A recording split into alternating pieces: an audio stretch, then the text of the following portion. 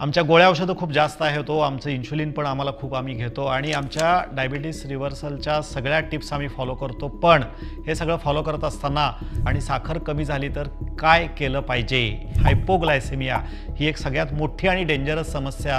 Sugar जर का कमी झाल्या तर त्याच्यामुळं आपल्या जीवालाही धोका निर्माण होऊ शकतो. रँडम ब्लड शुगर 70पेक्षा कमी आल्या आणि 40पेक्षा जर का कमी येत असतील 38-35 वगैरे तर त्या डेंजरसली लो आहेत असं म्हणलं जातं. कारण 40पेक्षा जर का शुगर लेवल कमी आल्या तर तो व्यक्ती अनकॉन्शियस होऊ शकतो, बेशुद्ध पडू शकतो. किंवा तर एक तर हे हायपोग्लायसेमिया आपल्याला झालं हे कसं कळतं? तर त्याचे एक 3 ते 4 कॉमन साईन आहेत.